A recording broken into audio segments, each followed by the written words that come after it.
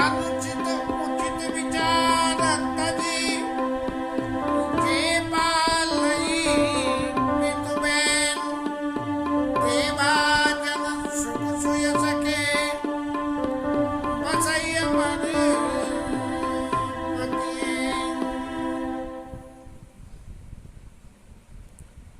कल के प्रसंग में गुरुजी ने भरत जी को बहुत कुछ समझाया कि ये राजा के निमित्त, दशरथ जी के निमित्त, पिता के निमित्त सोच करना उचित नहीं है।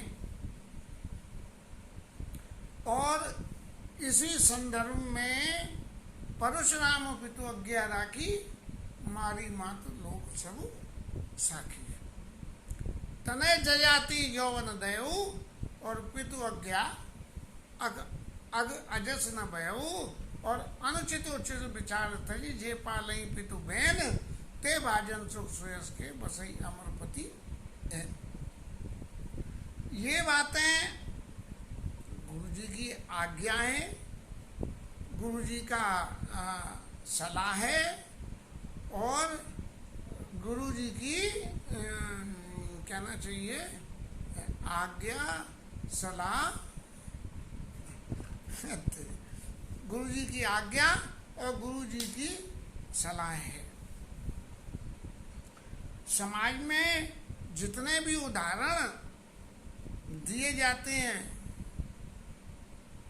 उन सारे उदाहरणों में तीन बातें ये समझने की होती हैं कि जिस व्यक्ति से हम बात कर रहे हैं, देश, काल और अवसर, ये तीन बातें बहुत जरूरी हैं कि किस देश में बात कर रहे हैं, किस काल में बात कर रहे हैं और किस अवसर में बात कर रहे हैं। अब काल और अवसर को क्लासिफिकेशन करें तो काल का तो मतलब ये है कि जो रेगुलर रन में भाई सामाजिक रूप से कोई प्रथा चल रही है तो वो काल हो गया। और अवसर ये कि आपके घर में जहाँ सलाह दी जा रही है वहाँ कोई सुख का अवसर है या दुख का अवसर है, तो ये रहा।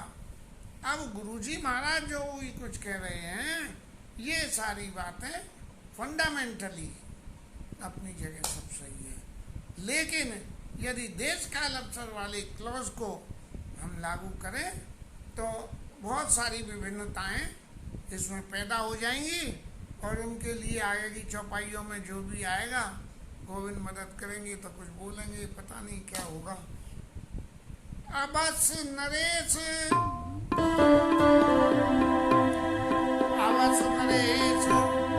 वचन पुर करऊ पालऊ प्रजा शोक परिहरऊ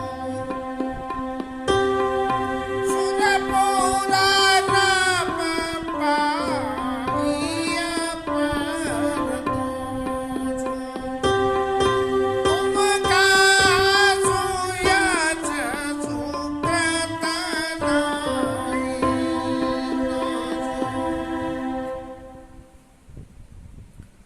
भरत जी, आप राजा की आज्ञा को शिरोधार्य करो और प्रजा का पालन करो और उनके शोक का हरण करो। लेकिन क्या वास्तव में राजा की आज्ञा भरत जी को हुई थी? क्या भरत जी को नहीं हुई थी? वो भी गुप्त रूप से कैकेयी को हुई थी, जो कैकेयी के अलावा किसी को नहीं मालूम थी। अब ऐसी परिस्थिति में अवश्य नरेश वचन पुर करऊ वाली बात को हम लागू करके क्या नीतिगत बात सही बैठेगी? पालऊ प्रजा शोक परिहरऊ, भाई राम जी नहीं है, राजा नहीं है, आप प्रजा का पालन करो, लेकिन आप राजपद स्वीकार कर लो। अवश्य नरेश वचन पुर करऊ कि तुम राजा बन जाओ, ये बात लागू नहीं होती। और यही इसी बात के फर्क को भरत जी ने अंत में जीवन में स्वीकार करके 14 साल नंदीग्राम में गुजारी हैं।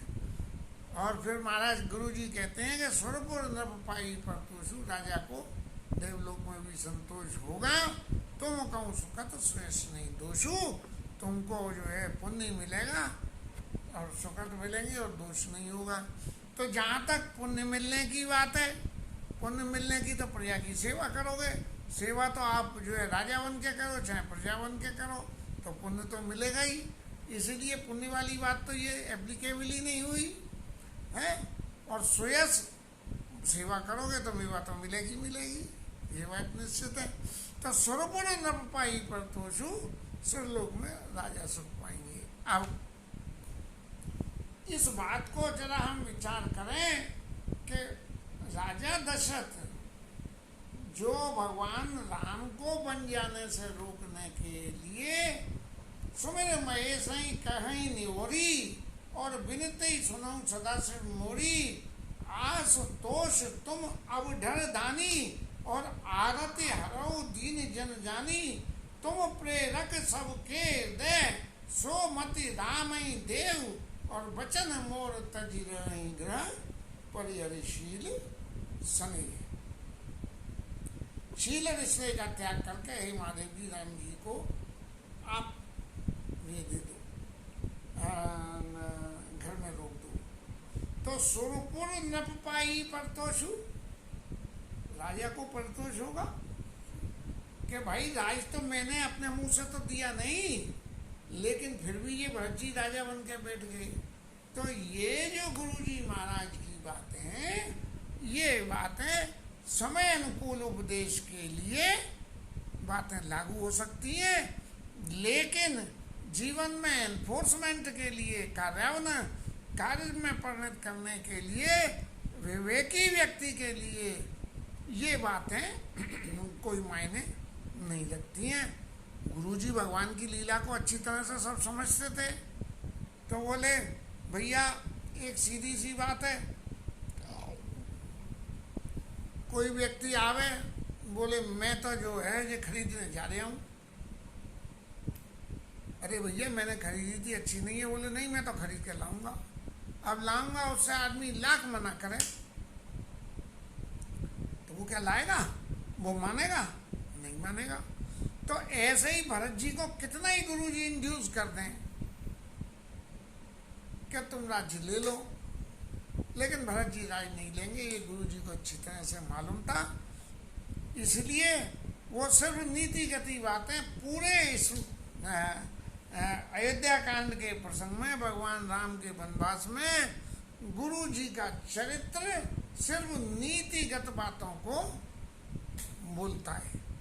इसके अलावा प्रैक्टिकल रूप से स्वीकार करने के लिए कभी नहीं कहता। अंत में गुरुजी ने जाके ये कह ही दिया कि समझब कैव करब तुम जो ही धर्म सार जग हुई, सोई धर्म का सार तो वही हो जाएगा। तो इस तरह से ये सभी बातें अब इसी रेफरेंस में आगे कह रहे हैं कि वेद विदित सम्मत सबई का,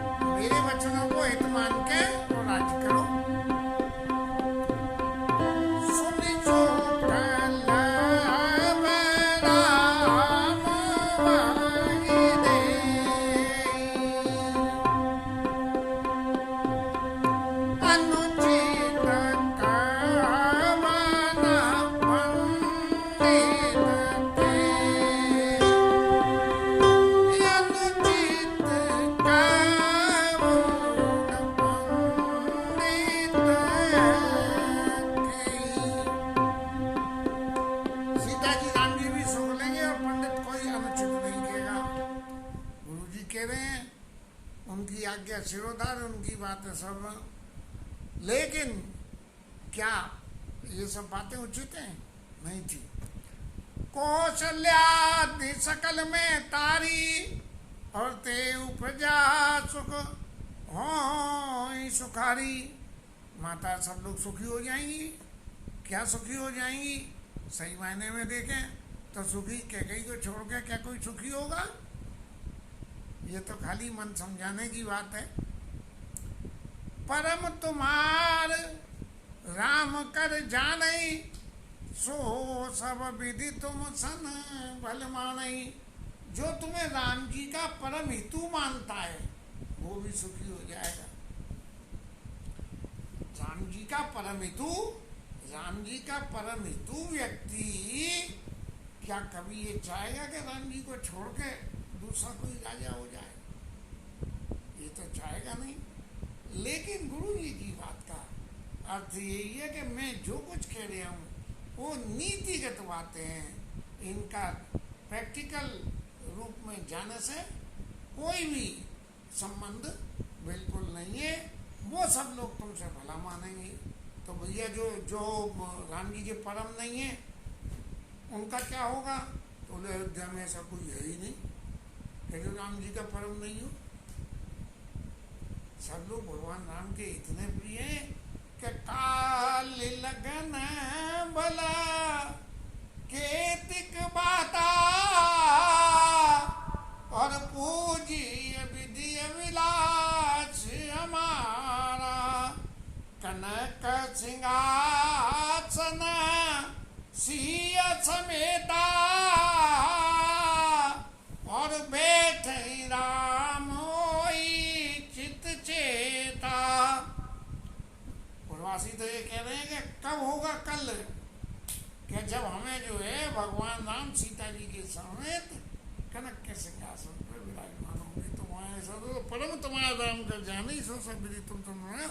और फिर अब इन सभी बातों को कहने की ये सिद्धांत की बातें हो गई।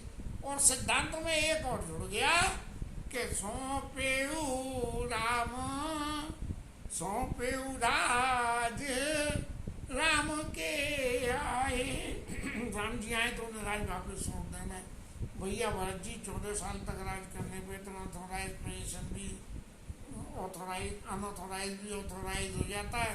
तो महाराज ऐसा मत समझ लेना कि तो वो श्री राम जी आ जाए तो वो जो है वो राजपद उनको वापिस कर देना। अब सही मायने में गुरु जी अच्छी तरह से समझ गए, लेकिन फिर भी ये बात है लोग आचार की दृष्टि से बोल रहे हैं। भैया एक सज्जन के यहाँ कोई मिलने जुलने वाला कोई माल बेचने आया। उसके यहाँ कुछ लोग वहाँ काम धाम करते थे, वो जानकार था। तो उसके धनी ने कही कि देख भाई फलाने, ये सब आदमी मेरे यहाँ काम करते हैं, इन्हें जो कोई भी माल चाहिए सो उन्हें माल दे दियो। और देख खोटा माल दियो मती, बढ़िया माल दियो, और उधार दियो मती, हैं? और इन सब की जिम्मेदारी मेरी है। तो भैया जो बढ़िया माल देगा उधार देगा नहीं, तो आप जिम्मेदारी लेके क्या करोगे? काहे की जिम्मेदारी है? जो माली बढ़िया होगा और उधार होगा नहीं तो फिर अगले के सिर्फ काहे की है? फिर तुम्हारी रिस्पॉन्सिबिलिटी काहे की है? बहुत सी दुकान पे सेल्समैन ये कह देते हैं भाई साहब आप ले जाओ, मेरी जिम्मेदारी है। तो मैंने कही भैया तेरी काहे की जिम्मेदारी है? दुकान का धनी तो तू है नहीं। मुझे एक बात बता दे कि ये 100 रुपये की जीन्स के 50 ले लेगा, 50 से कहूँ कि मैं परसों आके दे दूंगा, या मैं बरत के देख लूँ तेरी जिम्मेदारी को तब दे दूंगा, तो तैयार हो गए? बोले नहीं। तो मुझे फिर काहे की जिम्मेदारी है? ऐसे ही ये गुरु जी कह रहे हैं 100 पे राज राम के आए। महाराज कहीं ऐसा नहीं हो, तो इसलिए आप जो है भगवान आ जाए उन्हें राज सौंप देंगे और सेवा करें उसने सुहाए। इससे के साथ में उनकी सेवा करे स्वभाए सुहाए। अपने स्वभाव से आपके चित्त में जो सेवा भाव है उसी से सेवा करना। एक तो ऐसा भी होता है कि हमने कही कि ले मेरा तो राज शासन छीन लिया, अब जो है सेवा तो यहाँ कर रहे हैं और भीतर भीतर जैसे लौकिक जगत में होता है कूट शासन, कूटनीति अपनाने की कोशिश कर रहे हैं। उधर का इधर, इधर का उधर, इसे तोड़ उसे तोड़, जैसा आजकल हो रहा है ऐसा करते हैं। इसीलिए सेवा करे उसने सुहाए।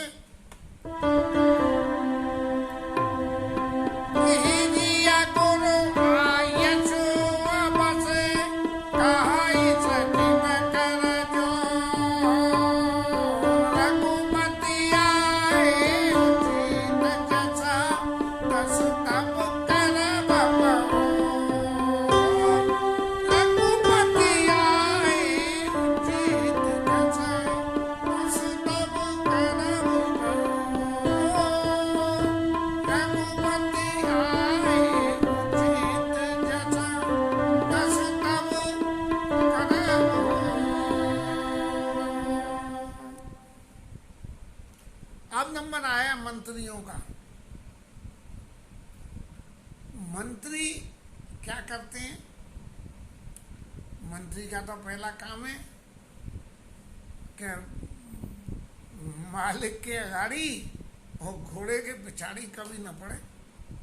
घोड़े ने लात मार दी तो कल्याण हो जाएगा, और मंत्री के आगे वो मालिक के आगे जो बात उसे अच्छी नहीं लगे वो बोल दो तो वो भी कुछ ना कुछ ऐसी एक्शन करेगा। तो मंत्रियों ने तो सबने कह दी कि महाराज जो ये कह रहे हैं करें। उन्होंने सबने अपनी भला टाली, क्योंकि राज्य शासन में सबसे बड़ी जरूरत है कि ये कि मुंह देखी करे, चटकारिता करे। वचन पर विभीषण ने रावण को समझाया कि महाराज ये तुम्हारे मंत्री जो तुम्हें सलाह दे रहे हैं ये सब गलत है, और जो वचन परमाहिता सुनत कठोरे, जे आचरई ते नर जग थोड़े। आपके हित के कठोर वचनों को जो कहते हैं ऐसे लोग बहुत थोड़े होते हैं। नीति विरोध न करिए प्रभु मंत्री मति थोड़, मंत्रियों को बहुत कम मती है उसके नीति। लेकिन नीति जो कहती है, गुरु जी ने यहाँ नीति की बातें करके अपने आप को बचा लिया, मंत्रियों ने नीति की बात कह के अपने आप को बचा लिया। अब माता जी का नंबर आया। माता जी क्या कहती हैं?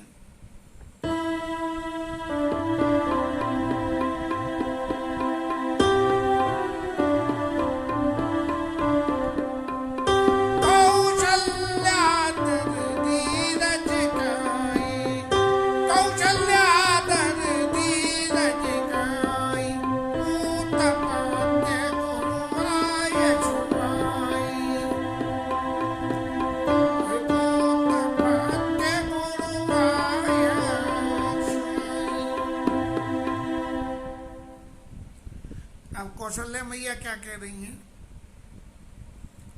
परिस्थिति तो उन्हें भी सब मालूम है, लेकिन उन्होंने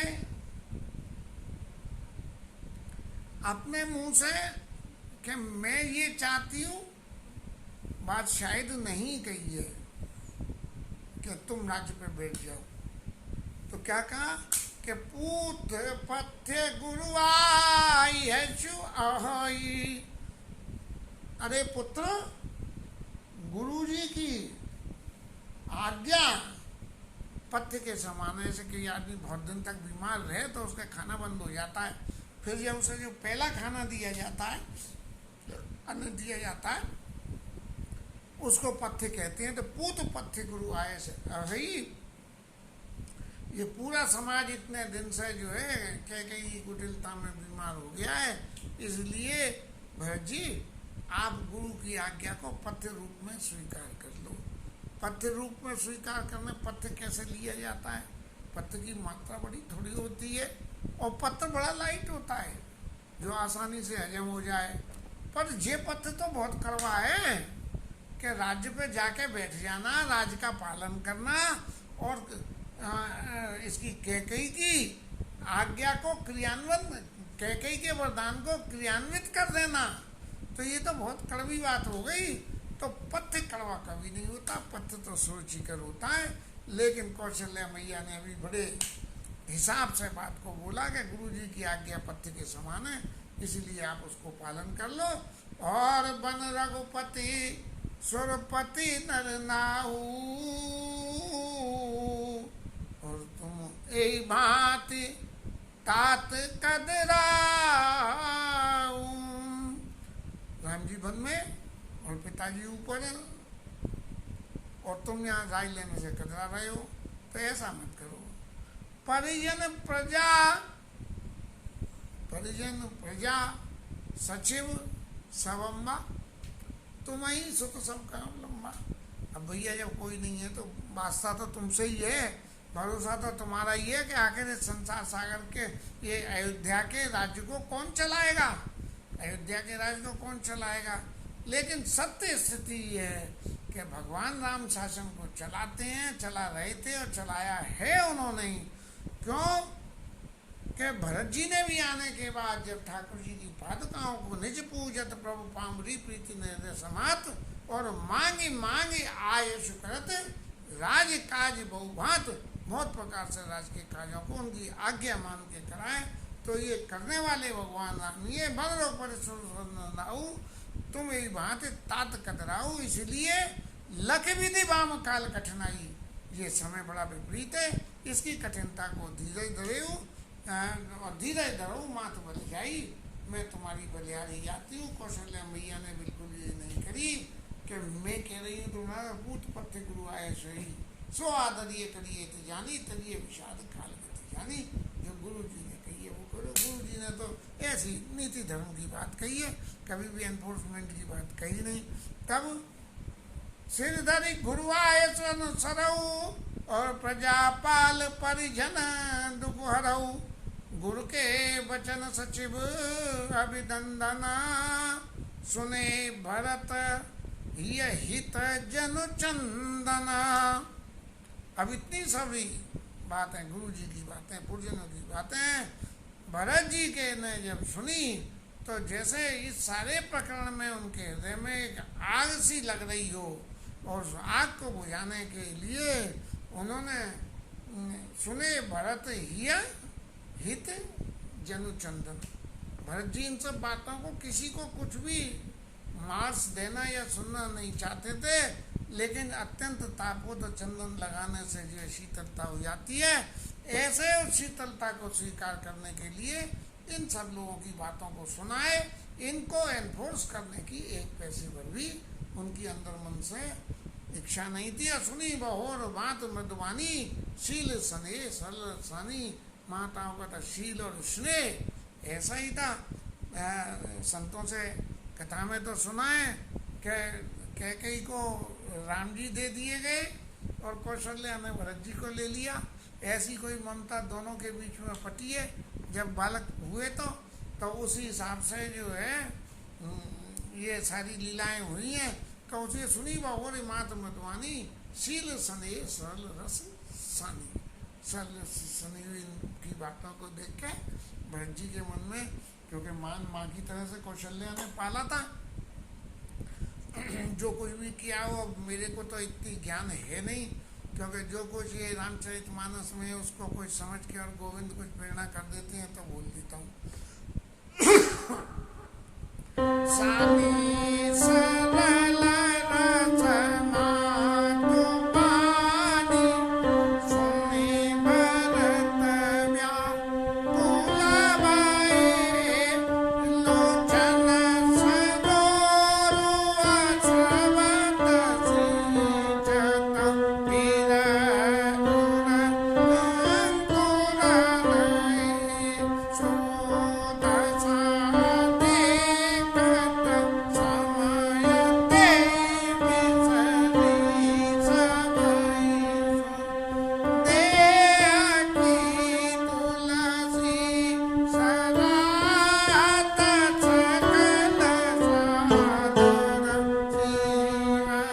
सादर, शिव सहज स्नेह की तुलसी सरात सकल सादर, शिव सहज स्नेह की। माता की ऐसी स्नेह में वाणी को सुन के भरत जी बहुत व्याकुल हो गए कि माँ तो हर वक्त जो है संतान की हित की बात करती है, लेकिन माँ ने ये संतान की हित की बात के बजाय एक ऐसी बात कर दी कि जो बात मुझे कतई पचती नहीं है। तो इसलिए उनकी आंखों में अश्रुपात होने लगा, और जब ये स्थिति देखी तो सब लोगों की जो अपने देह की सुधि भूल गए, और तुलसी सरात सकल सादर शिव से स्नेह की। तुलसीदास महाराज जी कह रहे हैं कि देखो स्नेह की सीमा क्या होती है। स्नेह की सीमा में देने वाला दे रहा है, लेने वाला नहीं ले रहा है। और ऐसी ऐसी बातों के उदाहरण दिए जा रहे हैं जो सामान्य रूप से स्वीकार करने योग्य नहीं है। और देवी कौन कौन रहे हैं कि इतने इतने चतुर वेदज्ञ लोग वाग दे रहे हैं, तो सब लोग ऐसे स्नेह से विकल हो गए। और भरत कमल कर जोर रामा मोरे, भरत कमल